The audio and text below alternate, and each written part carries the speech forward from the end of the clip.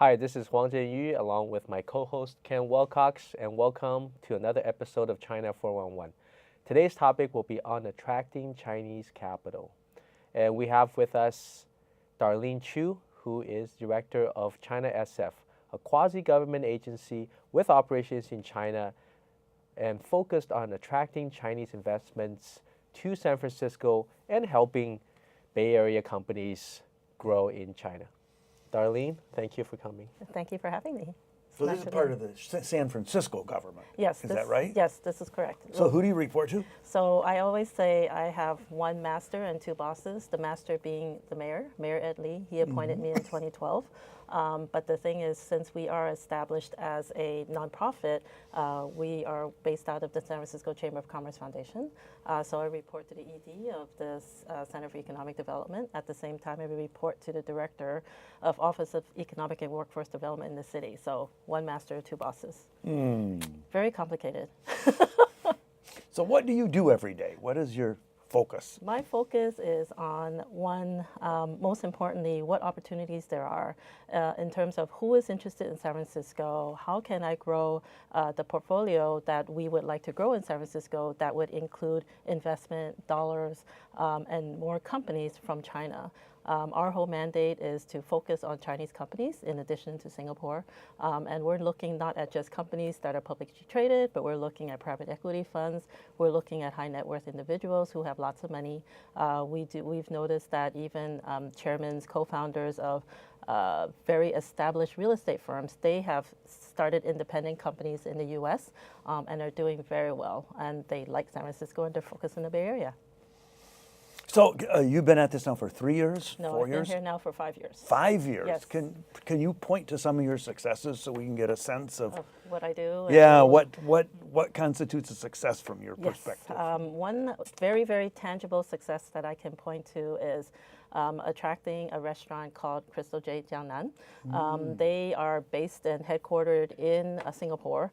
We found them, one of their outlets in Beijing, because we really like their food. It took us a year to convince them to come to San Francisco, and then I handheld literally 2.5 years of handholding before they opened their first outlet in San Francisco.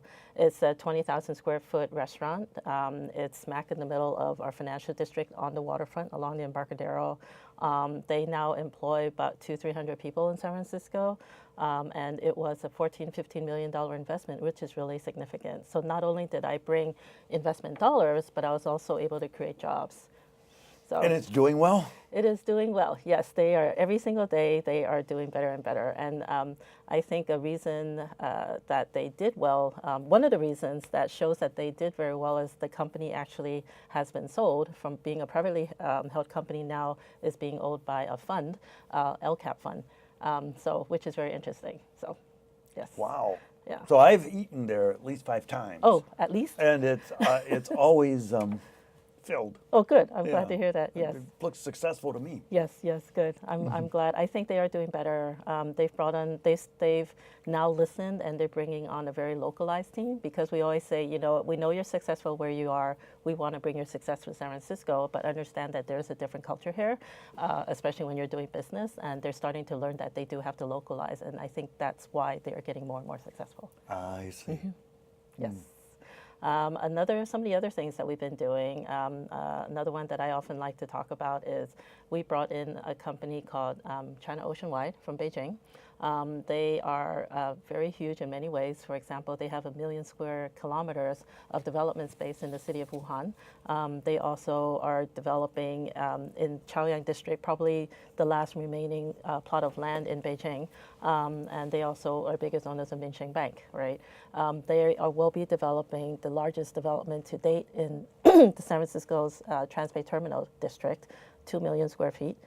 2 towers, and when they are finished, they will be the owners of the second tallest tower in San Francisco, just short of Salesforce Tower. That was the $300 million investment, and they're going to be spending another probably upwards of $1.3-1.5 billion to build it all out. So again, we talk about investment, and then most importantly, jobs at the end of the day. So we're very excited. We're seeing more and more interest, not just in real estate, but since we're at Silicon Valley, right, there's so much interest in China where they want to diversify their portfolio and they want to come to the U.S. where all the action is, San Francisco Bay Area, whether it's be Silicon Valley or San Francisco. So we're seeing a lot of people come through and saying, I want to be an LP in a fund, right? Someone can be the GP, but I just want to follow whoever is being successful. Or if there's real estate and if it's in San Francisco, I want to invest there because that's where all the action is. The real estate prices are good, they're solid. Compared to Manhattan, we're still cheaper. And the most important thing is the prices continue to rise. So we will continue to be busy for, I think, quite a few years. How did this all come about? How did this all come Give about? us the history of it. I will, because I was there. It's really funny. So in 2005, I was actually the Chief Deputy Communications Director for Gavin Newsom, our, at the time, Mayor of San Francisco. I was with him and staffed him on his first trip to China. So we go to Beijing. He goes, okay, Beijing. Okay, we all know Beijing. It's the capital. And then we go to Shanghai, and that's when his eyes lit up. And everybody's saying, oh, look at the city. They're doing so many different things. It's not a cement city, right? There's a lot of flowers. There's a lot of wealth. It's not communist. It's not a developing country. What can we do? How can we, I don't want to say capitalize, but then what can we do about this or with this? And then so the idea came up to create a China desk. And so they said, you know what? Literally, at the end of the trip, he said, I'm going to set aside $2.1 million to create the China desk. And I said, I'll believe it when I see it. Fast forward 2008, I did get a call. In the meantime, I had left administration. They said, we're starting the office. Do you want to come and work? I said, no. You can't pay me enough to do it because I knew how much work it would take to start it all up. But kudos to my predecessor and, you know, Lily and Ginny. They both did a great job. They kicked it off, and I was able to take it as an organization and take it to the next level. So I think that my predecessors did a great job in starting the organization, and I'm just happy that I was able to take it and then just grow with it and do so much more with it now. So what do you see as the opportunities in terms of bringing Chinese money or capital or expertise, and what are your focuses? My focus is, typically my focus, because I am quasi-city, quasi-government agency, I do focus on what the city wants to focus on. Of course, when I first came on board, I saw that we were all over the place, and I said, come on, guys, we have to focus on tech, and I did. I had my team in China get to know all the tech networks, you know, whether it be an incubator, whether it be, you know, association, what have you. But we actually created a name for ourselves in China to say, hey, if you're a tech company, if you want to go to San Francisco and open an office, call China SF and they'll help you, set you up, connect you to all the right people. And by the way, they're for free. And most importantly, we represented the city of San Francisco. And the companies in China, when they hear government, their eyes perk up because, oh, it's solid. They're dependable. We can trust them. They're the government. They can definitely help us and see us through. So that helped us. And then after we got established that way, the mayor told me he wanted to see more money coming in, and the fastest way was to bring it into U.S. real estate. So that was in 2013 already, a year later. And I remember I had partnered with Ambassador Gary Locke with his office and his administration in Beijing. We put together the first real estate forum. Invest in U.S. Real Estate Forum in Beijing at the U.S. Embassy. And it was 30 CEOs from China, 30 CEOs from the U.S. We had a luncheon. China SF hosted the overflow, and then followed by, you know, panel discussions and a matchmaking session. But I really kid you not, because I remember the event took place on a Monday. I came back on Tuesday. On Wednesday, I had one of the CEOs fly over on his private jet. And to this very day, he talks about it, and he says, Ms. Chu, I remember meeting you in 2013. I remember that you recruited me to San Francisco, and I'm happy I met you, because he still is. He's probably one of the most aggressive investors now in San Francisco Bay Area. Really, it's pretty exciting. And so I know that, you know, real estate, the interest doesn't stop there. As I mentioned earlier, the interest now is in tech, whether it be biotech, whether it be IT, whether it be gaming, what have you. The interest is there. People don't know whether to invest directly in companies or whether to invest in funds. So we're really following those projects. And for us, it's not so much like I'm going to be doing matchmaking, but because after these many years, you know, now 8 years since the organization's been established, we've been able to create a name for ourselves where we mean business. We not just provide access, but the thing is that we understand the market. And as a result, you know, companies are starting to say, hey, we want want to partner with you. We want you to help us understand the market, help us find the right partners, help us find opportunities so we're making the right investment.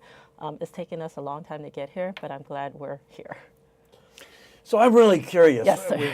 You think about China, 1.4 billion people, Yes. 4 times as many as we have in the U.S. Yes. And it's a huge country. Right. Geographically, it's every bit as big as the U.S. Mm-hmm. What motivates these investors to come to the U.S.? In other words, aren't there plenty of investment opportunities in China? Or why is the U.S. so attractive from the point of view of the people that you're helping? I think from the point of view of the people that we're working with, it's multifold.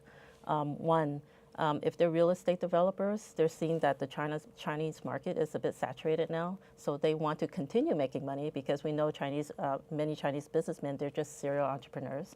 They're always looking for the next deal, so they're coming over to diversify their portfolio.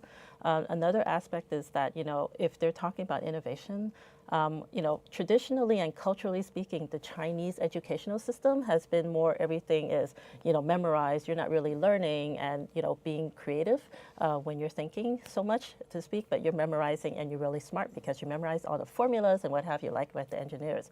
And as a result, they realize that when it comes to innovation, they cannot really catch up to the pace of innovation that's taking place in the U.S., right? So they want to come over and say, I want a piece of that.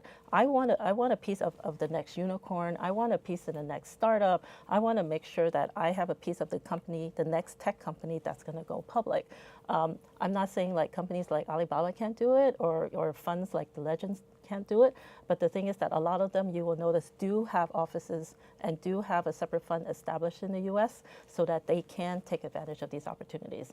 And I see it across the board. It's not just the big companies, the publicly traded companies, but it's also the private investors, the individual high net worth individuals who've made money on the stock exchange or made money because they were lucky at getting a piece of lands, developing, selling everything, and having the cash.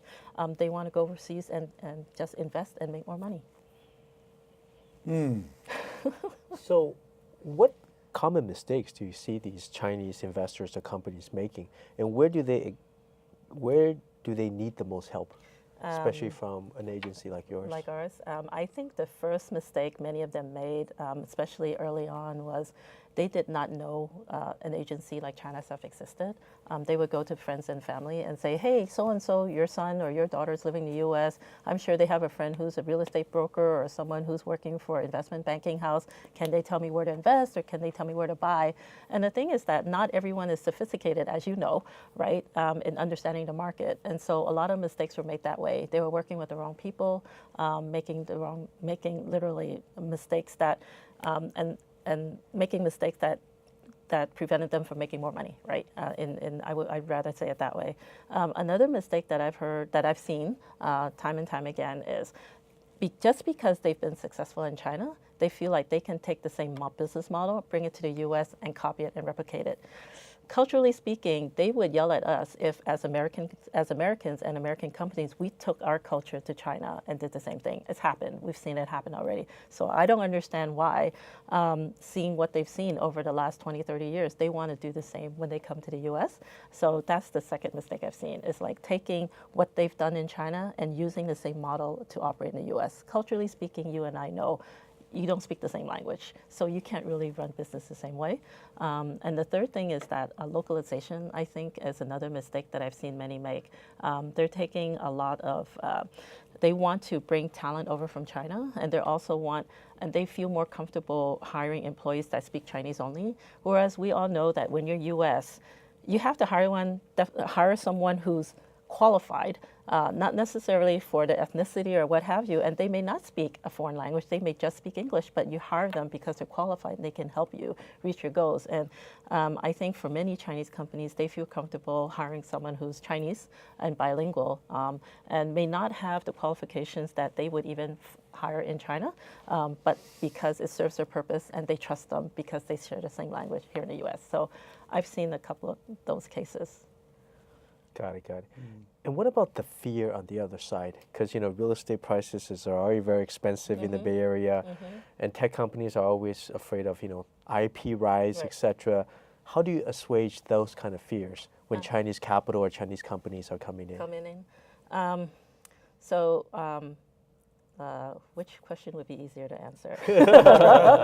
I think on the IP side, that's one side where we say you're in the US of A now when you sign something and actually holds up in court. I know you may have been afraid of IP laws in China, but we have seen companies like Xiaomi, they actually come over here and say, we want to patent everything in the US because we know we'll be protected. So I think in that regards, when we share that with the American companies, they understand that, okay, the Chinese understand we have patent laws, we have trademark laws, and they're starting to accept that. I think on the other side, when we talk about, sorry, what was the other question about? Real estate prices. Real estate prices and how's that going? One way that we kind of assuade them is, you know what, work with a local developer. Because a local developer, if they have skin in the game, they're not going to take you for a ride because they have money on the line as well. So my first recommendation is if they're going to come in as a real estate developer to partner with a local developer, partner with somebody who understands the local market because they understand the unions, they understand the market, and they understand when to stop or when to proceed.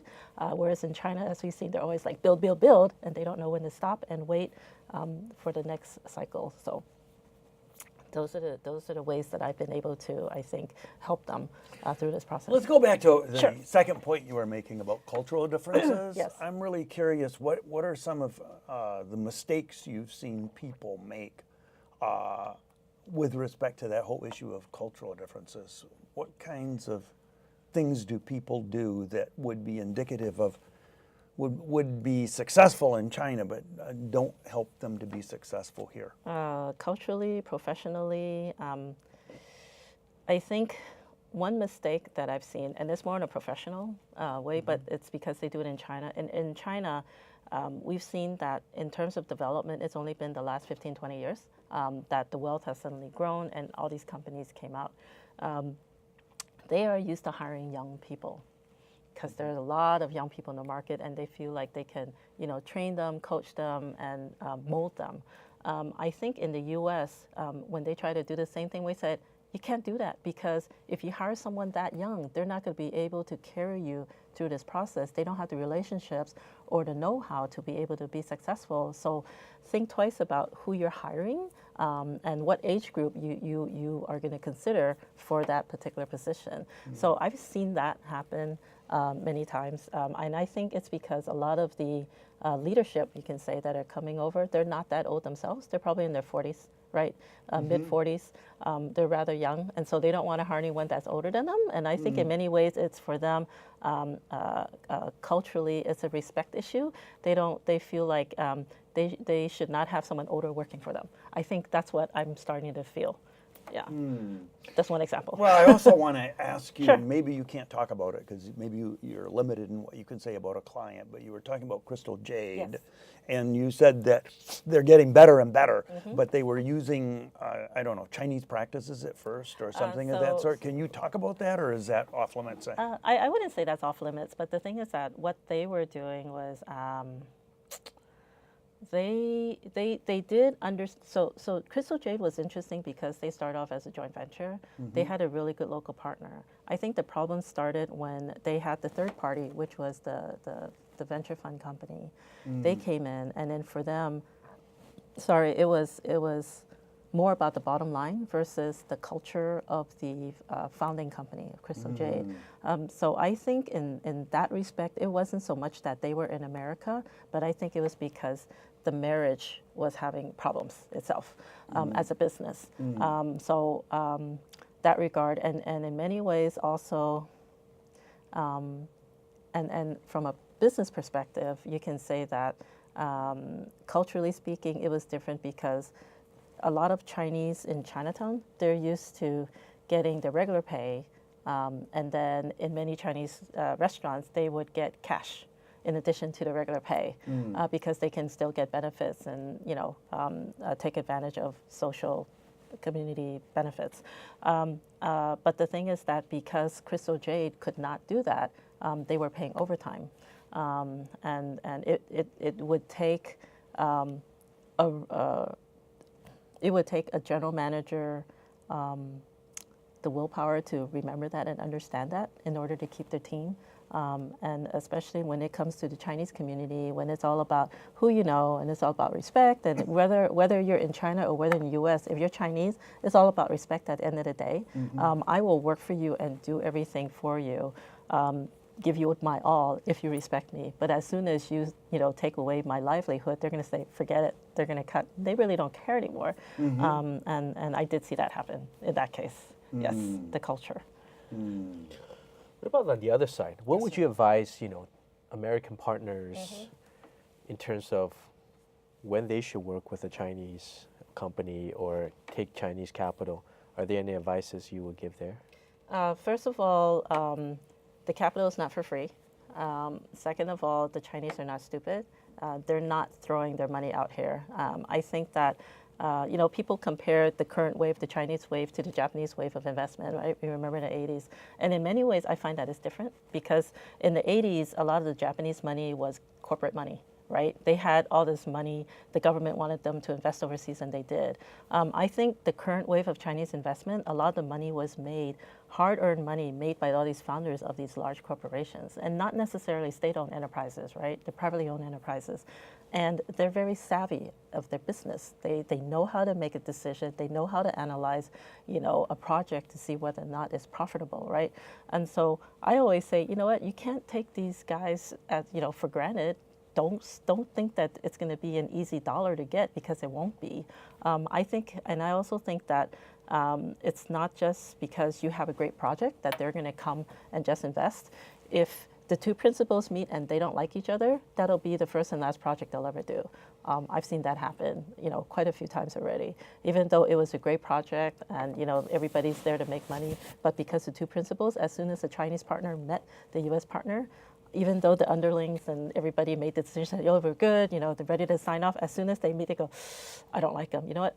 Okay, that's fine. Good. We'll do this deal. We're going to move on. Next time, we're not going to work with them again. So I've seen that happen more than once already. Got it. Yeah. Are there other parts of the U.S. that's trying to replicate China SF? So I would say that I've actually been approached quite a few times by cities like Atlanta and even Miami to see whether or not I can help them establish or be maybe a satellite or what have you. But the thing is, my executive committee said, no, we're afraid of mission creep. China SF is successful because we do know the city, we do know the Bay Area, and it would be difficult for us to replicate our program in other cities. However, I will say that, the city of Seattle or the metropolitan area, they did come to visit China SF because they heard about our successes, and they are trying to at least do something similar in the Seattle region now. So I know that different cities are trying to do what we're doing. But they're not trying to hire you away from us. No, they're not they? trying to hire me away. Oh, no, my no, God. no. I like San Francisco. I don't like the rain. Yes. We'll have to make sure Mayor Lee sees this. Okay. I talked about it. What yes. would be the future? What do you envision trying to accomplish in the next 5 years? And will eventually this go away because there's so much understanding between the two sides, or do you feel like there's always a role for an organization like China SF? I can say that I'm always trying to grow my organization and trying to make sure that China SF remains relevant. And that means, creating programs or initiatives that, provide the value add to the investor that is coming into San Francisco. I think what we're doing now is very different from what we did like 8 years ago, much less 5 years ago, right? So every single year, I'm reassessing what we're doing, reassessing the programming, and to see, are we going to do this? How do we tweak it moving forward? What are we doing next? And how do we do it to make it better so that we can still remain relevant? Will we be here 5 years, 10 years down the road? I don't know. But I know that there's still a lot to be done. Infrastructure, whether it be in San Francisco, Bay Area, or the state of California, there's so many opportunities. We have so many relationships, up and down the coast and even in China that we could do more matchmaking in this area. So I think there's a lot more opportunity. But again, whether or not we're going to be here 10 years, that remains to be seen. We are funded by the city, but it's only 20%. And we do fundraise in the private sector because we're a 501c3, and it comes with its benefits, pros and cons as well. But the thing is that I think that the way that we've grown the organization, I think that people, after getting to know us, they are starting to come to us now. And I think that's a good thing, a positive So situation. you said that there's increasing emphasis on technology right now, Yes, a correct. lot more interest in technology. When Chinese entities, whether they're corporations or individuals, invest in technology companies in, say, Silicon Valley, what are they looking for? Are they looking for return on investment? Or are they looking for technology, or what's their goal? Many times they're looking for the technology, and one technology, two, whether or not it would also translate to the Chinese market. Of course, again, I mentioned earlier, they want to be in the forefront and be to see a unicorn grow or become a unicorn. But the thing is that many times I've seen is the technology and not so much the return per se, because they understand that it is a company, it is a startup that they're going to have to invest money and wait for the money to grow and multiply for them. And how does that work afterwards? And what do they do with the technology? Do they? Many times I've seen they want to take it to the China market, and they look at modes and how they can do that. Many times I've seen that they come into the picture with a quasi plan and saying, hey, this is what your technology means to us. This is what we see for the future. Does this make sense? But the thing is that I've seen many companies, they are being more collaborative, and it's not just my way or the highway, which is good to see. So do you have you analyzed any of your past situations in order to see how they work out? In other words, look at something that was done a couple of years ago and see where it is today and whether or not the Chinese investment in that company has been a good thing or maybe not so much, and from whose point of view? So I've seen more companies that have come here and established their own offices. I've been working more with those companies than the companies that are investing.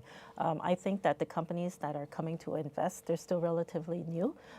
It's been more about a year, a little bit more than a year. So I don't really think that much has come out of those efforts to date anyway that I've seen. And how about the companies that have come here to set up a beachhead? The companies that have come here to set up a beachhead are doing very, very well. They've grown, they've acquired more companies, and they've grown in the U.S. market, and they're actually becoming multinational now, and that's really good to see. So if you go to China, this idea of government getting companies, attracting companies, is considered very normal, right? There's 招商局. And in the U.S., however, this idea is pretty novel. Have you had a chance to communicate with the counterparts in China and exchange ideas? And if you were mayor of San Francisco, what kind of power would you give yourself to do more? Oh dear. That's a loaded question. I would say that, first of all, believe it or not, when we opened our office in Shanghai, Chicago already had an office there. The difference was that it was a party of one, or maybe a couple, husband and wife, party of two. They had no support back in Chicago the way that China's have had support in the U.S., in San Francisco. So that being said, we are novel, right? Because we've been really successful so far. Now, if I were mayor, that is a loaded question. I don't know, because quite honestly, the mayor has been really easy with me and given me. And I'm not referring to this mayor. Oh, okay. Right? I'm just saying, if you have power to distribute to this organization, what power would you vest it with? I actually have well, I shouldn't say power, but the thing is that I have a lot of access now, and I think with an organization like this, you have to have that.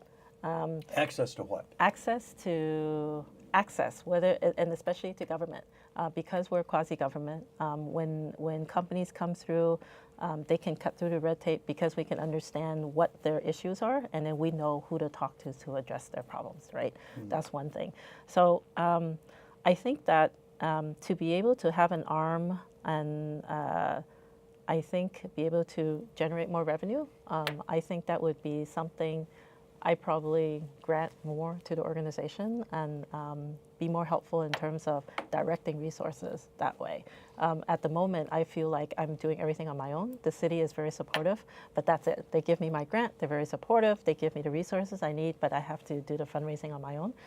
And I think that's been my biggest challenge to date. So I think that would probably be the one area I probably work with the ED, right, to address. ED. executive director. Oh, Yeah, yeah, okay. yeah. Just more stable financial. Yes, support. Yes, stability, I think. So you talked about helping American companies go to China as well. Can you give some examples of what you've done on that front? So American companies going overseas primarily now, currently, a lot of them are food companies, whether they be wine companies or what have you. And specifically, we've been working with firms and taken them, to understand the Hong Kong market. What's that look like? What's the duty situation? What's the distributor situation? And in China as well. And then also, and whether or not they've been successful, they're still looking at the market and they haven't really taken the steps to go in yet.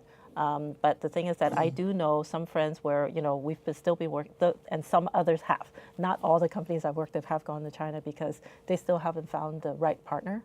And the thing is that what I've also found is a lot of companies from the US, when they go into China, they're doing it part-time, and you can't. As you know, right? Even Silicon Valley Bank, you had to spend 120% of your time understanding, creating, forging the relationships, understanding the regulations, understanding the market situation before you can do anything in China. And I think that unless you do spend that time, you're not going to be successful. Our most successful, I would say, venture into China was FibroGen, biotech company headquartered in San Francisco. And they actually have, I think, a facility that's greater than 3,000 square foot outside Beijing. And they're very successful. They're running clinical trials. They work with the local government to do patents and what have you. And they're doing very well. And that, I would say, is probably one of the biggest success stories when you talk about outbound and going into China. Speaking of these tours, Yes. the Chinese love to do 考察 or Yes. investigative tours. Yes. How do you manage all of that? Because for a lot of American companies, that's kind of novel. Yes. We vet. If we don't think they're serious, we actually charge them a lot of money, hoping they'll say no. But the thing is that we do vet them. If it's a government-based group, we really try to figure out what kind of group it is and whether it makes sense. Because if it's not, we're going to refer it to another organization, or just arrange one meeting for them and say, you know what, have fun. Because a lot of the 考察, those tours, a lot of them are just kind of like their last visit or trip overseas before they retire, which is not a lot of fun. So for us, we try to vet every single delegation that comes through to make sure that it's really a serious delegation before we take them on. And the thing is that what we're also starting to do now is for our time and for our relationships, we are starting to charge a fee so that they don't just come and go or don't take it seriously when we're planning something for them. And at the same token, we're trying to make the visit meaningful for them. So when they ask us to arrange a meeting, we're saying, what is the topic you want to discuss? Does this make sense? And we're actually vetting that process before we approach the companies that we arrange meetings for them as well. So it's One of the things I'm kind of curious about that Yes, sir. relates to that would be, in my perception, and if I'm wrong, tell me. Yes, sir. In my perception, there are a lot more Chinese delegations coming to the U.S. in order to study business conditions Right. and learn about business models than there are American delegations going to China. Right. Is that correct? And Yes. if it's correct, how do you explain that? What does it mean? Well, first of all, come on, the population is 1.3, 1.4 billion, and we're what, 300 some odd million. It's already 5-6 times the size of the U.S. population, and as a result, I think that's probably why we're seeing more tours or delegations from China. But then, from a different perspective, it's also because China has only opened up in the last 15 to 20 years, and the thing is that, and that's when they started to grow their wealth, and it's only when they do have some money that these delegations can come through. And until that point, they weren't able to plan or even pay for a trip to come to the U.S. because they wouldn't even know where to start. Do you think that Chinese companies coming to the U.S. Do as well in the U.S. as American companies going to China do in China? Is there any difference, or does it work out about the same? I think it works out about the same because I think both companies run into the same problems, whether it be cultural, whether it be political, whether it be hiring the right people, right? I think everybody runs into the same problems. The question is whether or not the company is able to identify or is able to accept that those are the problems their companies are having or they're facing or the challenges. Because many of them are just, I just don't see it, right? Yeah. And so, do you feel like what you're doing now has broad applicability to other parts of the U.S.? And if so, what advice would you have for all the other cities?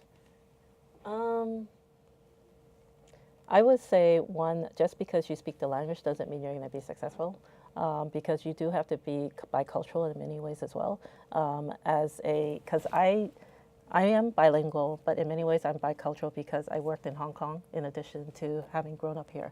So I understand both the cultures of both countries in many ways, so I'm able to bridge the gap. And so the thing is, I've seen cities in our own backyard where they say, oh, so-and-so speaks Chinese, so they're going to take me to China next month. This is the mayor telling me. I'm thinking, he never lived in China. And even though he speaks the language, he's not really fluent. His wife is Chinese, but that doesn't make him an expert when it comes to economic development in China. He's an expert economic development in his hometown, but I dare say it may not, apply to being a specialist in China. So I caution other cities to really consider when they're hiring people or they're setting up a program, to think about what the challenges would be before they hire someone or even set up a program to take it on. I think it always makes sense to partner with programs or initiatives or people that have a track record in saying that, hey, I've been there, done that, I know how it's done. It doesn't hurt to partner. I think that it's better to just partner and put all egos aside and say, hey, we're here for the greater good, so why not just work together?